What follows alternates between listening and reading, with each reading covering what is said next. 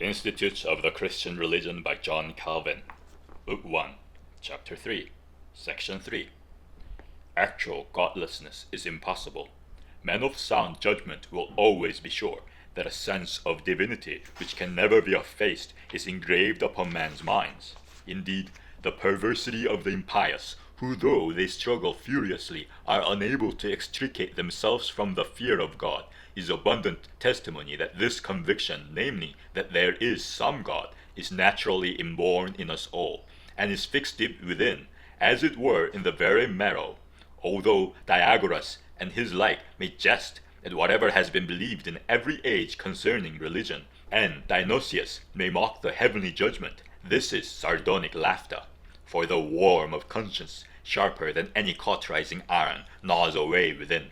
I do not say, as Cicero did, that errors disappear with the lapse of time, and that religion grows and becomes better each day.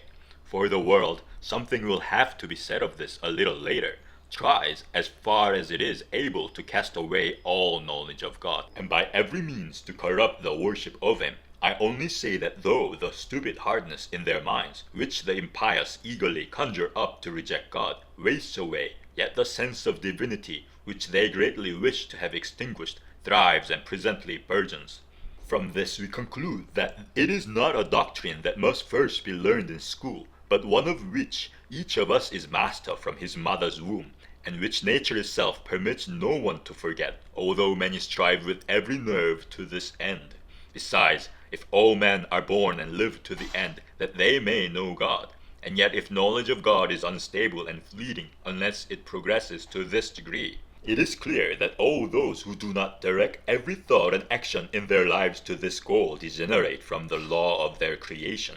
This was not unknown to the philosophers. Plato meant nothing but this, when he often taught that the highest good of the soul is likeness to God, where, when the soul has grasped the knowledge of God, it is wholly transformed into his likeness. In the same manner also Gryllus, in the writing of Plutarch, reasons very skillfully, affirming that if once religion is absent from their life, men are in no wise superior to brute beasts, but are in many respects far more miserable. Subject then to so many forms of wickedness, they drag out their lives in ceaseless tumult and disquiet.